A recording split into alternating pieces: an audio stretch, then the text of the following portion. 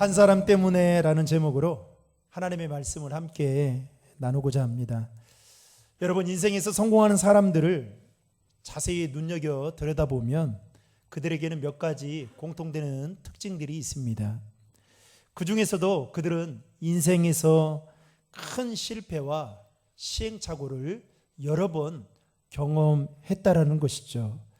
그러나 그들은 인생에서의 그 맛본 실패와 좌절로 인한 그 쓰라린 아픔의 시간들을 오히려 자신의 인생의 타산지석으로 삼아 다시금 일어섰다라는 것이 공통된 특징이라 말할 수 있습니다. 여러분, 이것은 신앙생활 하는 데 있어서도 그대로 적용되는 부분이라 생각되어집니다. 구약 성경에 보면 솔로몬의 아들 르호보암 때 이스라엘이 남과 북으로 갈라지는 아픔을 겪게 됩니다. 그래서 북이스라엘, 남유다 이렇게 갈라지게 되죠. 북이스라엘을 통치했던 왕들이 19명이었고요. 그리고 남유다를 통치했던 왕들이 20명이었습니다. 합하면 39명의 왕들이 남과 북을 갈라서 통치를 하게 되었죠. 그런데 참 눈여겨볼 점은 북이스라엘의 초대 왕이었던 여로보암부터 호세아 왕까지 19명 왕 전부가 모두 다 하나님을 떠나서 우상을 숭배하고 그리고 악한 왕으로 평가를 받았다라는 점입니다.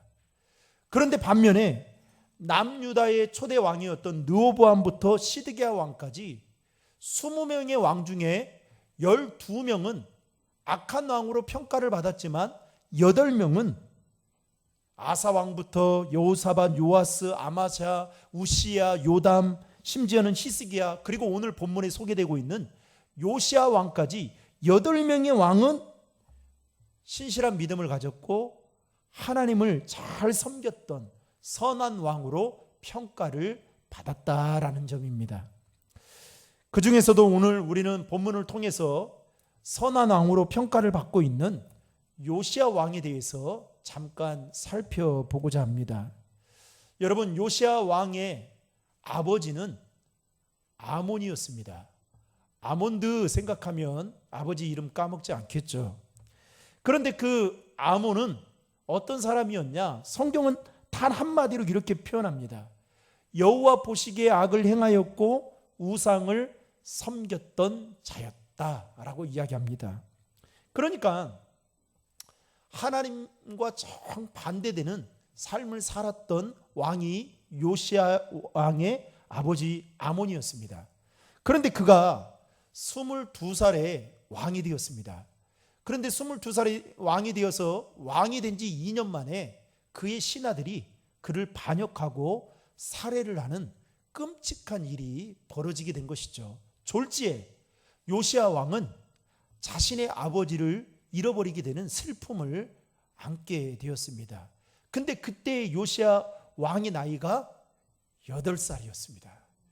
우리 아이보다 1살 많은 8살, 이제 초등학교에 들어가는 그 아이가 남유다를 다스리는 왕이 되었던 것입니다.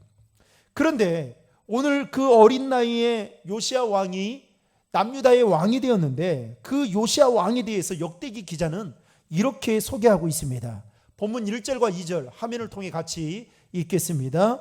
요시야가 왕위에 오를 때에 나이가 8세라 예루살렘에서 31년 동안 다스리며 여호와 보시기에 정직하게 행하여 그의 조상 다윗의 길로 걸으며 좌우로 치우치지 아니하고.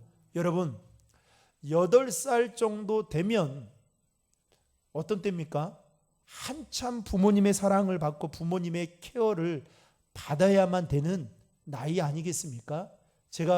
저희 막내가 그 초등학교에 있는 병설 유치원에 지금 다니고 있거든요.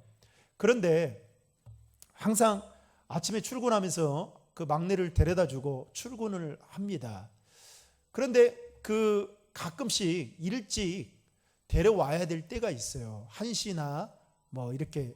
그러면요, 그 벌써 초등학교 앞에 부모님들이 얼마나 많이 서 있는지 모릅니다. 그래서 그 부모님들이 어떤 부모님인가 봤더니 이제 초등학교 입학을 한 아이들의 부모님이더라고요.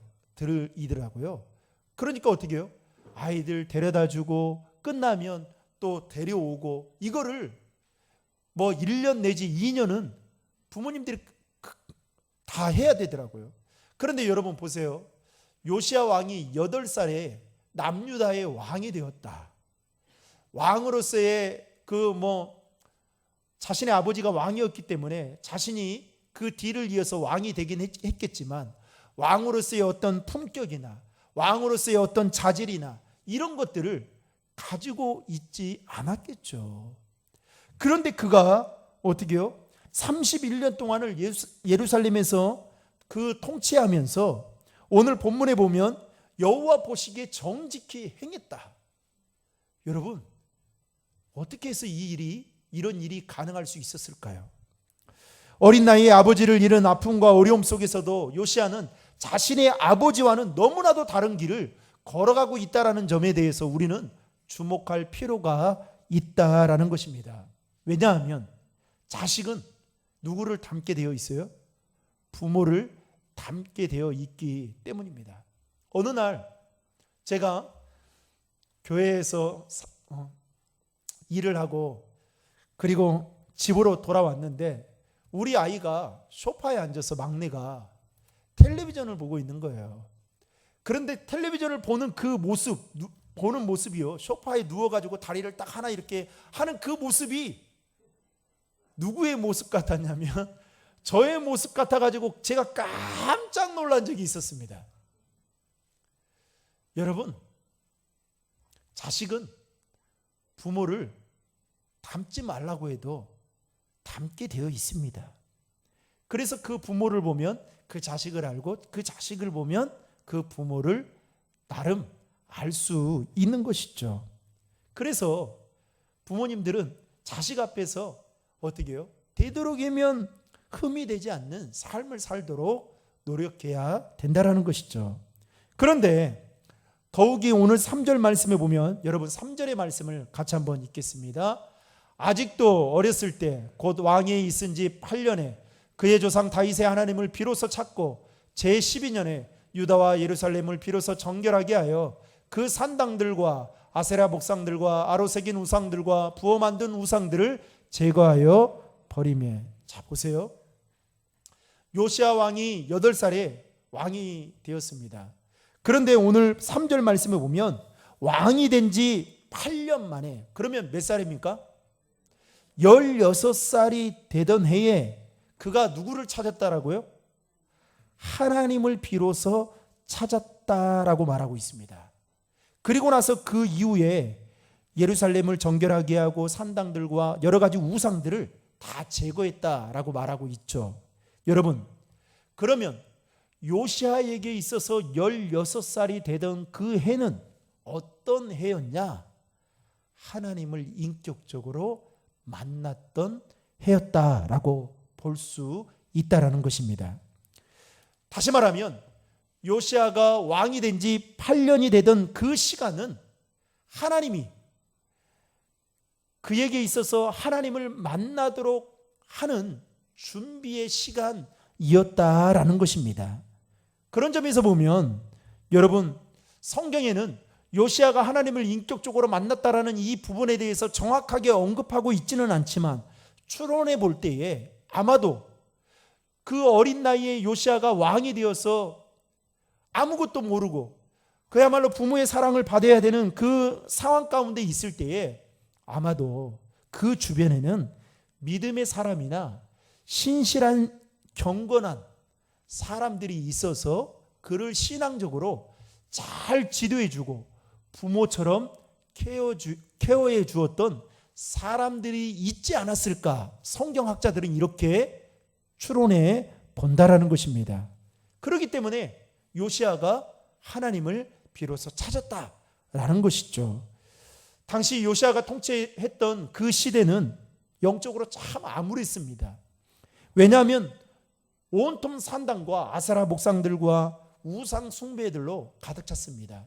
심지어 그의 할아버지 므낫세 그리고 그의 아버지 아몬은요, 우상을 섬기는 일에 열심을 다했던 사람들이었습니다. 그래서 그의 할아버지 므낫세와 그의 아버지 아몬이 유다를 통치했던 70년의 시간은 영적으로 그야말로 암흑기와 같았습니다.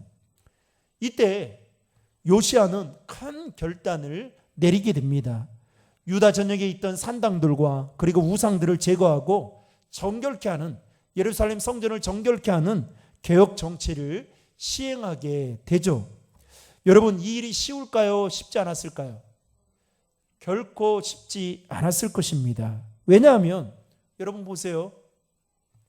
자신의 할아버지와 자신의 아버지가 걸어왔던 그 길을, 정반대되는 길을 걸어갈 뿐만 아니라 그 할아버지와 아버지가 남겼던 그 업적들을, 여러분, 그 흔적을 제거한다는 것은 인간적으로 보면 모독을 하는 행위와 다름없었고, 그리고 배은망덕한 행위라고 볼 수 있었기 때문입니다.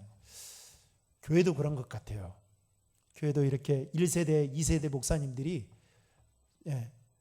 은퇴를 하고 나면 그 다음 이제 3세대, 4세대의 목사님들이 목회 현장에 오게 되잖아요. 그러면 어떻게 합니까? 그 전에 있던 거 뭐 좋든 안 좋든 그 흔적을 다 없애버려요. 저는 왜 그럴까라는 생각이 듭니다. 그게 좋은 거면 놔두면 좋잖아요. 근데 그걸 보면 교인들이 거기에 그 1세대, 2세대 목사님들의 마음을 빼앗겨서 나에게 마음을 주지 않는 건가, 이렇게 생각하는지는 모르겠지만 왜 이렇게 막 다 없앨까? 여러분, 교회만 그러겠습니까? 회사도 있잖아요. CEO가 바뀌면 그 전에 있던 CEO가 했던 것들은 좋은 것도 상관 필요 없어요.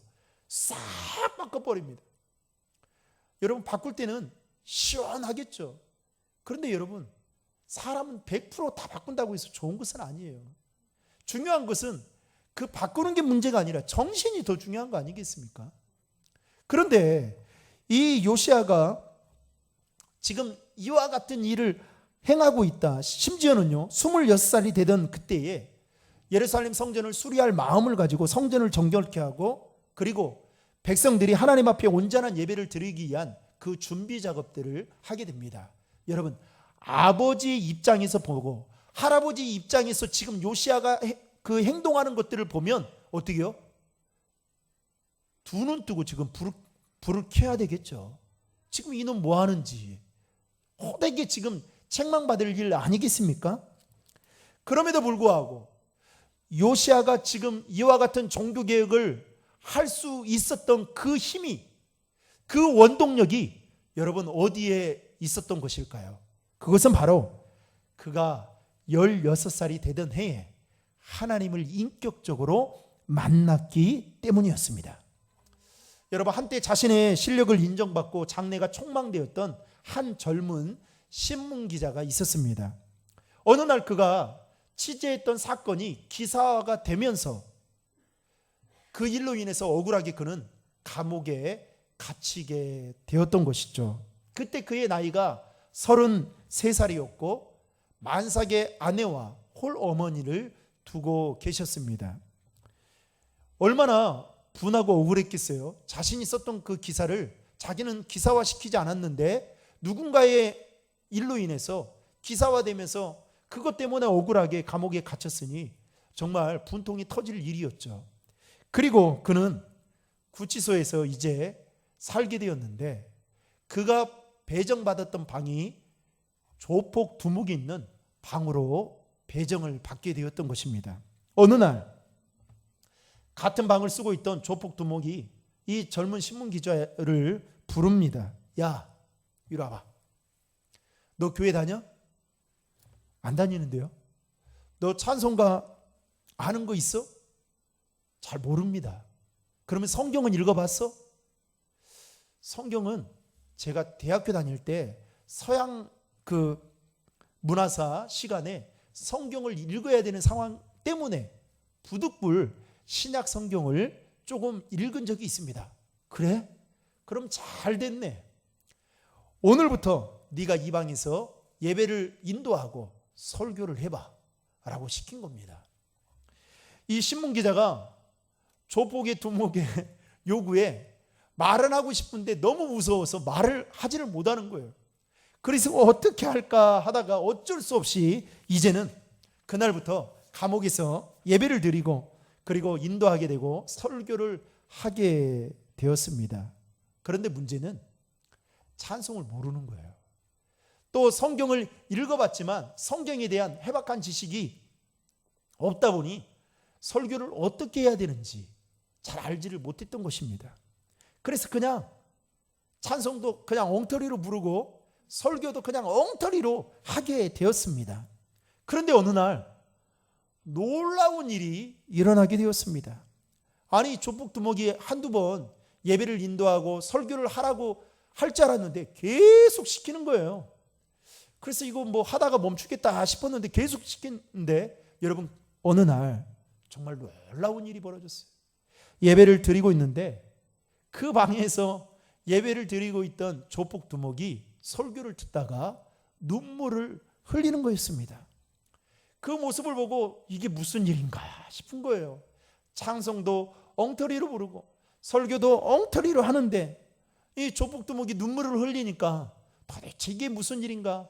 이 사람이 혹시 쇼를 하고 있는 건 아닌가? 그래서 나를 시험하려고 하는 건 아닌가? 이런 생각이 들었습니다. 그런데 더 놀라운 일은 그날 이후로부터 예배를 드릴 때마다 조폭두목이 눈물을 흘리더라는 거예요.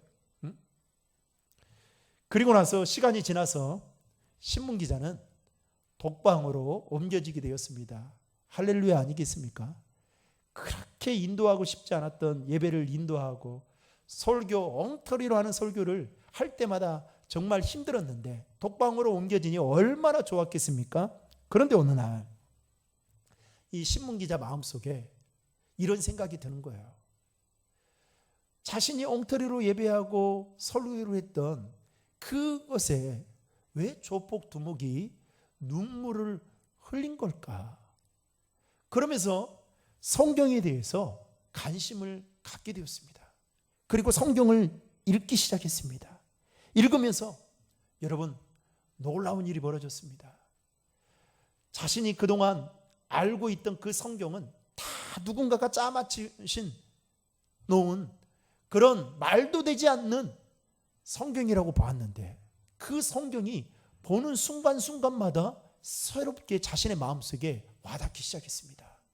그리고 성경을 읽으면서 한 가지 놀랍게 깨달은 것은 하나님이, 죽은 하나님이 살아계신 하나님이다라는 것을 깨닫게 되고 그게 믿어지게 되었다라는 것입니다.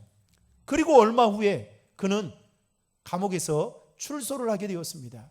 출소를 한 후에 가족들에게 자신이 감옥에서 체험했던, 성경을 읽으면서 체험했던 그 하나님을 전하기 시작했습니다. 그랬더니 가족 모두가 예수를 믿게 된 것이죠. 그런데 문제는 그의 생활이 나아진 게 하나도 없었습니다. 아내의 만류로 신문기자 생활은 그만두었지만, 그리고 전업 작가로 나서긴 했지만 번번이 실패하게 되었습니다. 그렇게 보낸 시간이 무려 7년의 시간이 되었고, 7년의 시간이 되었음에도 불구하고 아내가 타박하지 않고 그는 글쓰기에 전념을 하게 되었습니다. 그런데 글을 쓸 때마다 영감이 생각나지 않으면 말씀을 읽기 시작했습니다. 말씀을 읽으면서 기도하기 시작하는 거죠. 하나님, 그동안 내 자신의 지적인 교만함을 가지고 살았던 것을 용서해 주십시오. 그리고 하나님, 나에게 글을 잘 쓸 수 있는 지혜를 허락해 주십시오. 그리고 제가 쓴 책들이 만약에 출간이 된다면 하나님 10만 부 이상은 팔릴 수 있게 하나님 도와주십시오. 그런 마음을 가지고 이제 성경을 읽고 읽은 다음에 영감을 얻으면 책을 써 가기 시작했습니다. 그리고 마침내 그가 썼던 책이 시중에 어렵게 출간이 되었습니다. 그리고 출간이 되었는데 갑자기 어느 날부터 자신을 찾는 전화들이 출판사에서 여기저기서 전화 오기 시작했습니다. 무슨 일인가 싶었던 거예요. 나중에 알고 보니까 자신이 썼던 그 책이 시중에 출판되자마자 사람들이 사기 시작하는데, 여러분 200만 부가 팔리는 베스트셀러가 되었습니다. 그 책은 바로 화면에 나오고 있는 조창현 씨가 쓴 가시곡이라는 소설책입니다. 여러분 읽어보신 분들 계시죠? 급성 백혈병에 걸린 그 어린 아들을 살리기 위한 헌신하는 아버지의 사랑을 담긴 책이 바로 가시곡이입니다. 억울하게 감옥살이를 해야만 했던 그는 그곳에서 예배를 인도해야 되는 상황이 되었고, 예배를 인도하는 가운데 그 조폭 두목의 그 변화되어지는 그 모습을 보면서 자신이 진지하게 성경을 가까이 해야겠다라는 그 마음을 가지고 성경을 읽는 동안에 그는 그곳에서 인격적인 하나님을 만나게 되었던 것입니다. 오늘 본문에 보면 요시야 왕이 자신의 아버지와 할아버지가 걸어왔던 그 길과는 정반대되는 길로 가면서 우상을 제거하는, 그리고 예루살렘 성전을 정결케 하는 그 일을 했던 그 힘의 원동력은 바로 어디에서 나왔느냐?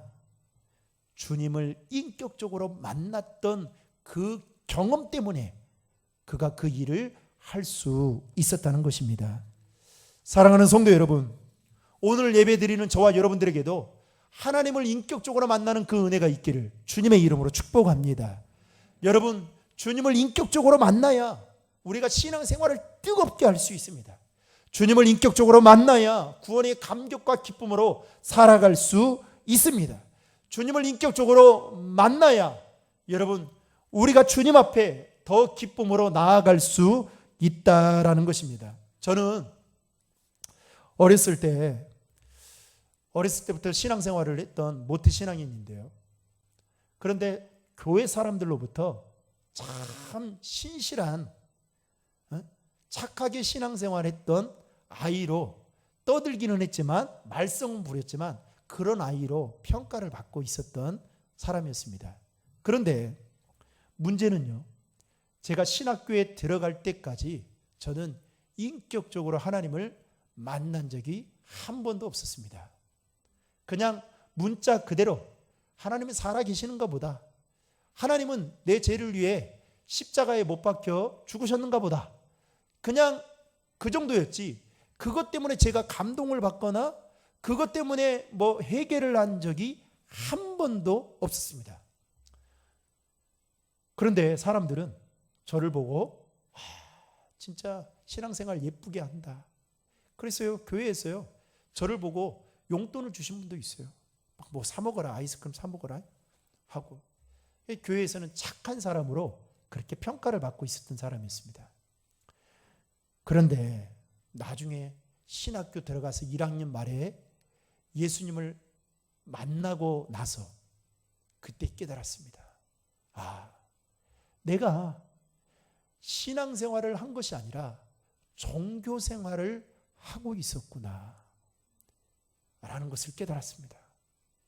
이렇게도 사람을 속이려고 한 것이 아니지만 속일 수 있고 나도 그렇게 속아서 살 수 있겠구나라는 생각이 들었습니다. 여러분, 하나님을 만나고 나니까요 인생의 목표와 가치관이 바뀌었습니다. 그래서 지금 목회자의 길을 걸어갈 수 있게 된 것이죠. 사랑하는 성도 여러분, 모태신앙 좋습니다. 여러분, 주일에 교회 나오는 거 너무 좋습니다. 그러나 더 중요한 것은 오늘 또 하나님은 살아계십니다. 오늘 또 하나님은 말씀을 통해서 역사하십니다.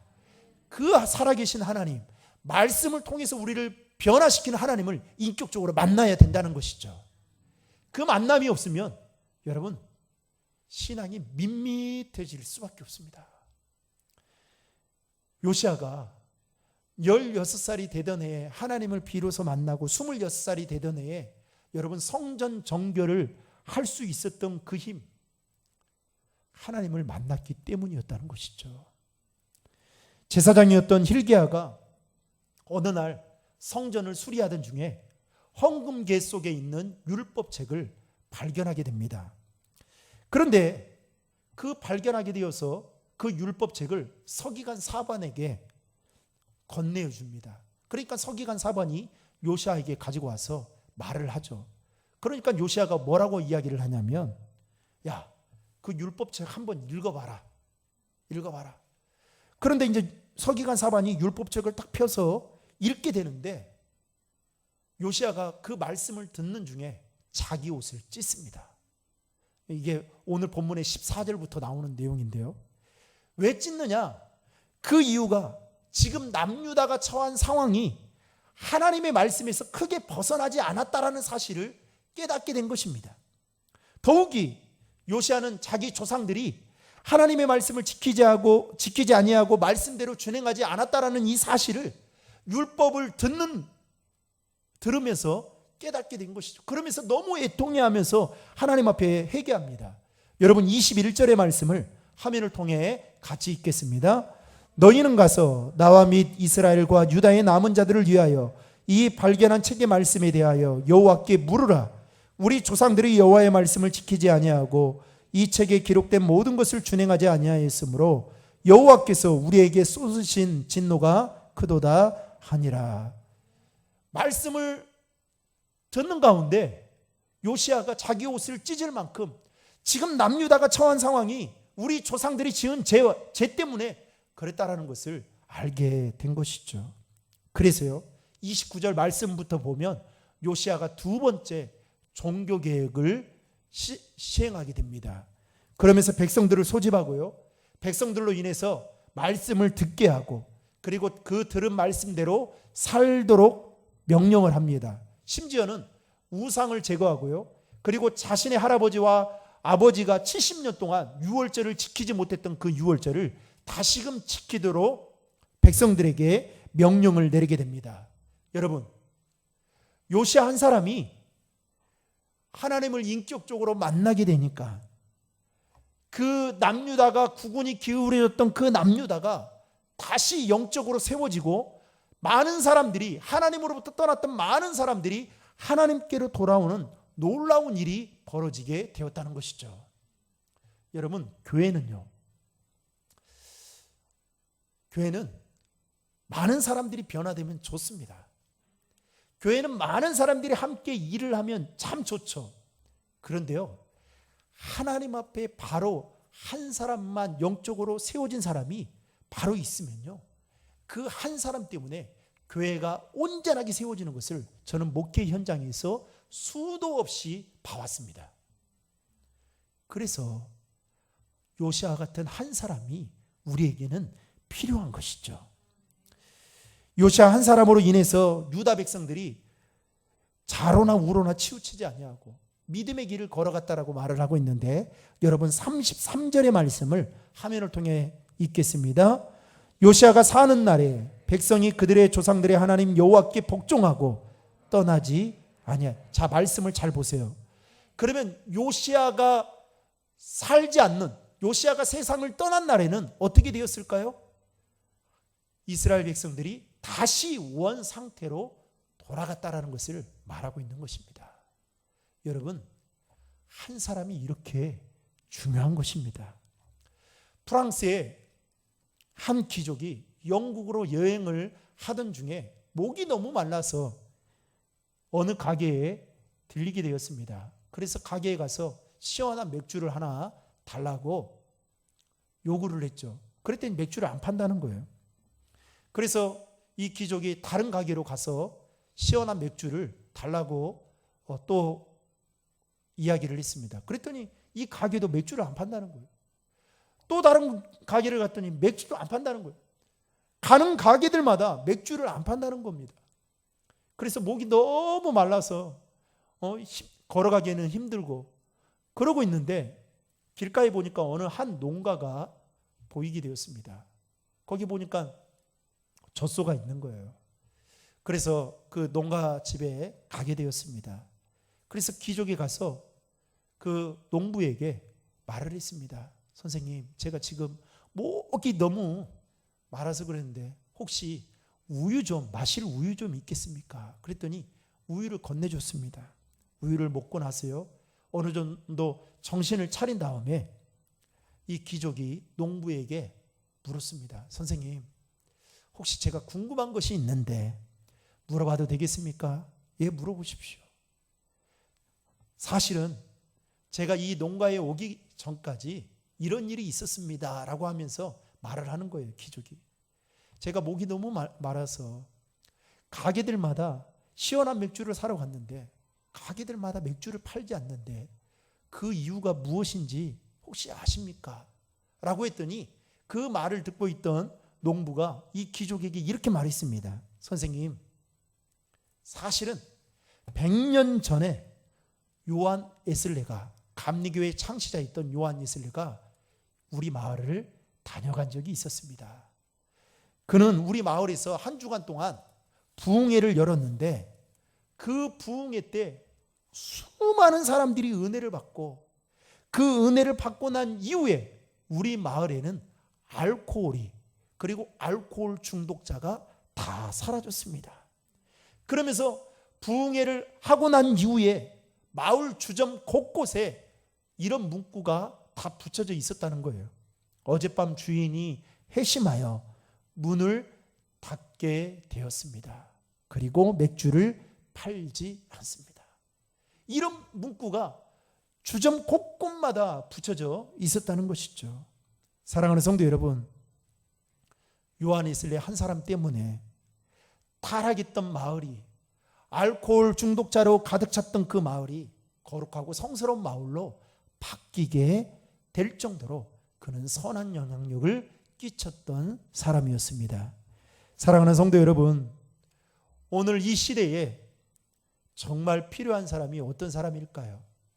요한 웨슬레와 같은 사람, 그리고 오늘 본문에 나오는 연소함과 상관없이 하나님 앞에 올곧게 서 있어서 하나님을 인격적으로 뜨거운 만남을 갖고 그 뜨거움을 가지고 하나님의 말씀에 입각해서 그 나라를 이끌어 가려고 했던 요시야 왕과 같은 사람이 오늘 이 시대에 필요하지 않나라는 생각을 가져보게 됩니다.